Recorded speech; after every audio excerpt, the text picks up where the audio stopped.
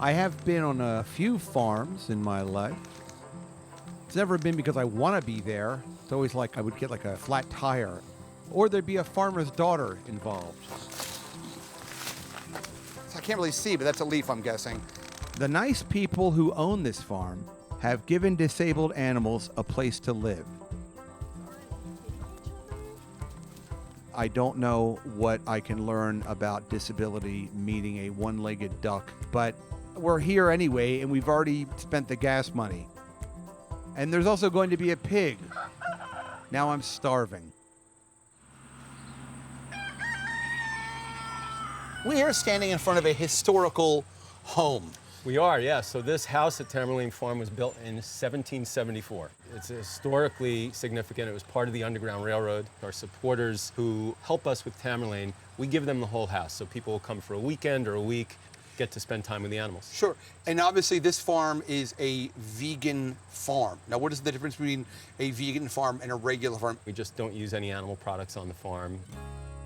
These animals, they come to us from situations of abuse, abandonment, neglect, and their sole job here is to live their best life. Okay. And our job is to give them their best life.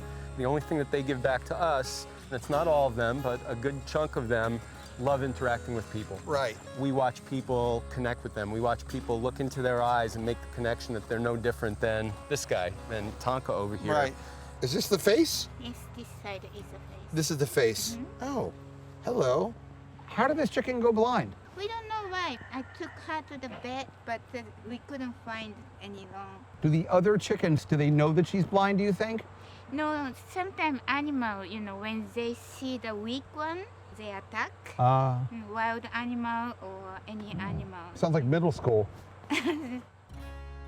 We get a lot of animals from factory farms. What is a typical health concern that an animal from a factory farm would have? So a lot of them, actually, they come with osteomyelitis. That's what this is? Yes, his bones and his legs are disintegrating. Oh. A lot of them will have upper respiratory infections just from like the filth Smoking? living in, no, not smoking. Okay. But from living in their own feces. Sometimes the animals are in such stressful situations. Hens actually are kept in very small cages. Right. So imagine you're getting so stressed out, you're hungry, you're not feeling well, so they start pecking each other. This is Betty. As you could see, she's debeaked. So you see how her beak is a little deformed? No, I'm blind. Make you feel better now? Are you happy well, now? If you could feel with your finger. Go ahead, yes. Is it gonna bite? No, she won't bite you. All right, right. Okay, so it's very deformed. It's really short. Why is it so deformed? Because in the industry, they'll actually cut off more than half of their beak as soon as they're hatched on a conveyor belt. Like they circumcise their beaks? Basically, yes, so that the cannibalism and the pecking each other doesn't happen. Quite a few hens on the farm have tumors. Naturally, hens in the wild would lay 10 to 20 eggs a year, but it's as if they have their menses all year long. So every day they're laying eggs, their bodies are breaking down, and in turn they get a cancer. And the best we can do is make them comfortable. Her name is Apache. She came to us from a Wild West reenactment show. Wow. Someone on her back shooting guns at other people on horses with a lot of jumps involved. And she injured her left knee. You can see that her left knee juts out. We got her set with a brace. Uh-huh.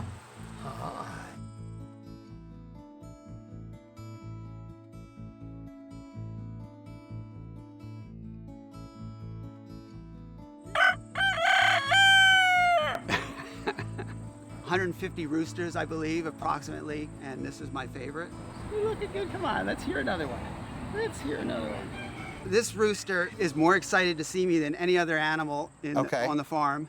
We had a routine before my accident. I would come into the stall and just have a seat on the grass. He would immediately come up to me and demand to be picked up. Really? Yeah. How does a rooster demand to be picked up? He pecks me on my jeans. Okay. And keeps pecking me until I pick him up.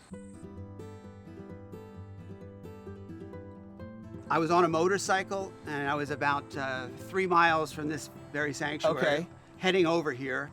There was a car stopped on the road waiting to make a turn, and another car who had a stop sign on a side road, wondering why this car wasn't making a turn. Well, he wasn't making a turn because I was heading through the intersection. I had the right of way. This guy was in a hurry, I guess, and just as I approached the intersection, he charged out and I didn't really have time to brake, and we just collided. When I first landed and everything stopped, I didn't think it was that serious. I wasn't going all that fast. And my foot was looking at an odd angle, and I sort of picked it up. Oh my gosh. And I realized that it wasn't attached to my body. Whoa! So I set it back down. I said, all right, this is not going to end. Finally. Finally got Oh, it. here comes Peter. Dottie is saying hello to Alvin over here. Hi, Alvin. All right. Alvin's a sweetheart. It's better to keep their... What do I do? Get down like that? There you go. Something like that. Okay. Right. Okay. Well, this is kind of, I can see how this is sort of very relaxing. So, would you say that these animals are important to you in your recovery? Absolutely. We've all had pets, and we all know what it's like to get attached to a pet. Sure. And these animals are just as worthy of that relationship as any other animal. Mr. Newman, how many years have you been a vegan? I became vegan when I turned 50. So you're pretty so new to I'm it. pretty new. Did you go right from like eating everything to only eating vegetable products? Well, I would say the last 10 years, I started eating vegan at home. Okay. You know, and then when I went out, I hate to say it, but the final thing for me to give up was chicken. Sorry, so- Alvin. I don't know if I could live like a vegan, honestly. I tried to wear vegan hiking boots from a vegan shoe store. I had to take them right off because I already have vegan blisters, if that's such a thing, on my vegan toes. So I wandered around barefoot like a little farm boy, meeting all these animals. So what's this guy's name? So this is Artie, he's a potbelly pig. Potbelly pigs are often marketed as minis, micros, teacups, and by and large they get this big, and 95% of potbelly pigs that are taken into people's homes as pets wind up getting surrendered within the first year. That's what happened to this guy. He was adopted by a family in Brooklyn, and he lived in a beautiful brownstone in Brooklyn for 2 years. He had a great life there, but after 2 years he went on a hunger strike. They didn't know what was wrong with him. He had a very healthy appetite, and then all of a sudden nothing. He stopped eating completely. So they were really concerned. They took him up to Cornell, which has the best farm animal hospital in the Northeast. And when he got to Cornell, to the animal hospital, which is on a setting that is like this, all pastures, all grass, he immediately started eating the grass. And they couldn't believe it. They diagnosed him with nothing other than depression. They decided that he needed to be on a farm. They asked us if we would take him. We said yes. Come on, darling. Let's go up. Come on. You want a nipple? Go up. Go back. Back. Back. Come on. Let's go back. Love back. No, no. Back. Up. You want a nipple? Come on. You Let know me to go release back. the front. He's been with us since 2014. Uh-oh. And he loves a belly rub, as you can see. Hi, buddy. So Ferdinand is a dairy cow. He's a Okay. byproduct of the dairy industry. And people don't realize this, but dairy, from an ethical standpoint, you know, being a vegan sanctuary, dairy is way worse than meat. Why? I'd sooner eat a steak than drink a glass of milk. Why do you say that? Now I'm going to get a little preachy with you. Go ahead, do it. So dairy moms, in order for them to be producing milk, there has to be babies involved, just like humans. Sure. So there's no milk without babies. Uh-huh. In order to produce milk, they have to be forcibly impregnated. Okay. And when the babies are born, the babies are pulled away from the mothers right away, because if the babies are allowed to nurse, if the milk is going towards its natural intended purpose, the milk isn't going towards human consumption. Okay. And so the babies are pulled away from the moms. The reason why there's a veal industry is all the boys that are born into dairy, they needed to figure out something to do with all the babies. Okay. And so the babies usually become veal. The mothers are milked until they dry up. They're again impregnated, repeat the process. And all the while they mourn the loss of their babies. And I've watched it firsthand, the mothers moaning, crying, bellowing for their babies for days. The babies bellow back for their mothers while they're in the veal crates waiting to become, you know, veal. Right. This lucky boy right here, Hi. who's giving me kisses Hi. Oh. and eating my hat, That what he does? He'll eat your hat? he likes to give kisses. Right. He's very sweet. He came from a small dairy along with his brother, Fred, over there. Okay. And his cousin Diego, who's in the barn, I believe. Luckily for them, a veterinarian would drive by the pasture that they were on every day, grew attached to these guys because they would come over and do this. Right, right. And she convinced the dairy guy to let them come to us. And so they've been with us for 2 years. Oh. And as you can see, sandpaper. Yeah, no sandpaper. Yeah, exactly. Yeah. This guy would be a bull, but for the fact that he's Ah! a steer, meaning that his... It is so sandpapery. Yeah. Hi. So you see this guy is just, the reason why he's alive is because this is how he was before he was rescued. Oh. And the So if he was an veterinarian asshole, he'd be in a windowless room right now. Is that what you're saying? I hate to think about it, but probably. Yeah, okay. Yeah. No, he would be long digested. He would have Okay, been gotcha. eaten a long Right. time ago. Right. Diego, come here. Are we supposed to go in? You can if you... Fudge it. Why not? It's got to be more comfortable than these rocks. Come here, Diego. I'm not gonna fit. I'm like Winnie the Pooh. I'm stuck. You got this. Okay. God, he's huge. Yeah, this is Diego. He's a Holstein. Just Is he watch. nice? He's very friendly, but you don't want him stepping on your feet. So No, I'll get right here. be real careful. Hi, big boy. Hi. How big is his turds?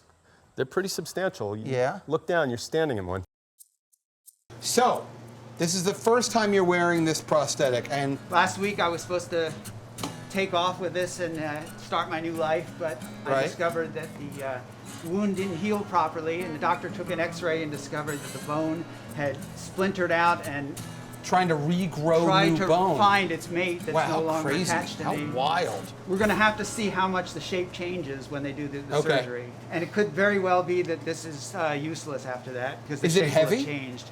No, not too heavy. May I? Probably about the same as my old leg. You're a chipper It fellow.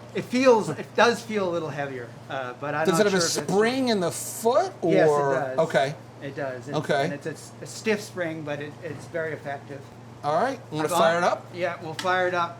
Drum roll. Now you'll hear clicking if it works. There it is. Oh! There we go. That's it. And now does it hurt? What's the sensation? No, not too bad. Not too bad. It's it's a little odd. Is it fairly tensile? Like, The spring does what your heel used to do to some degree, but Okay. it takes practice. And really, if I can pick something up and carry it. So now like the clock is ticking before this hurts. Let's do it. So Let's I'm go gonna make go a- out and fix that fence. let's go. Ready? That's it. Now it's locked in the gate over there, but that's all right. There we go. That's it. We're just gonna move these posts. The fence has to go up. It's sagging down and has to go up a little more on that end than this end. All right. So this is where you really hope the first try is the right try. I love that we're just watching you do this, by the way. Come One more time. Come on, Rock. You got no hard rock. All right. Let's call that good. Let's just see how this feels. How's your right leg feel? Fine? So far, so good. Okay, good. One more. Yep. Okay. Now, we'll see if I get lucky and it works. Okay, guys. This one's for real. Okay. Oh, God. Okay. This is good. Bottom one first, come out. That's it. Now, oh no, the top one's gotta go You first. guys even measure this? Out a little more. Bottom out a little. That's it. That's it. Now, it's on. We just gotta tap it.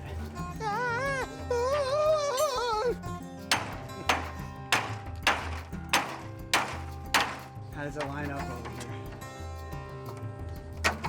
Where is it supposed to go? Lift that up a little. That's it. Oh. You know what? You're handy capable. Done. Look at Oh, that. that's a relief. We did it. Fun. How old is Artie? Artie is, I would say, maybe about 7 years Okay. old, 7 or 8. Do you feel like everything on the farm before your accident you can still do?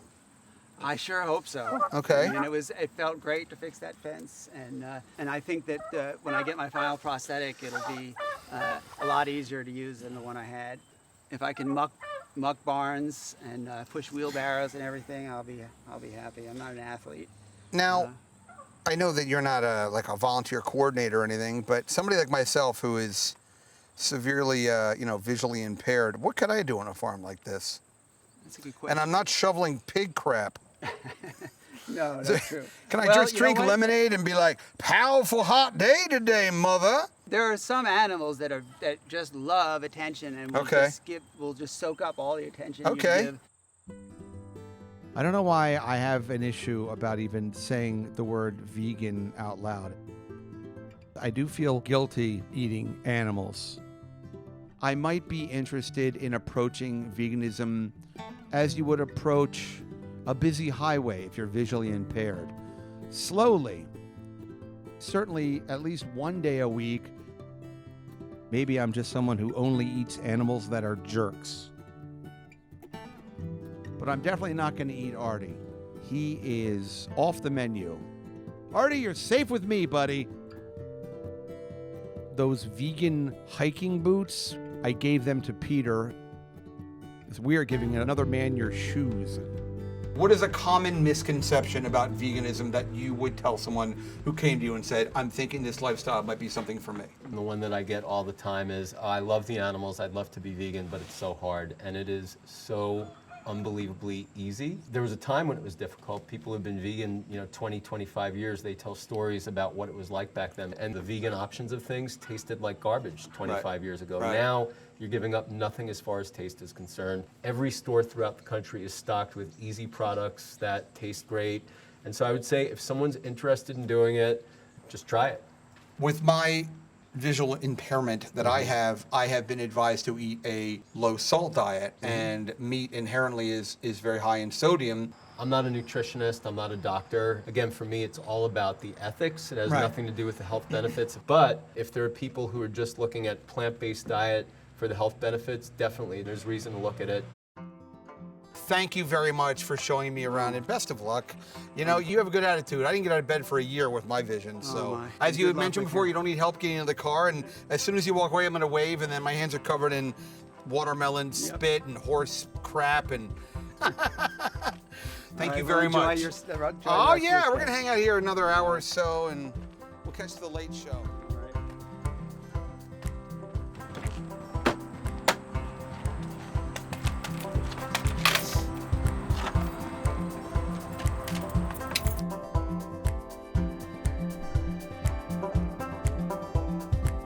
Safe drive, see you later.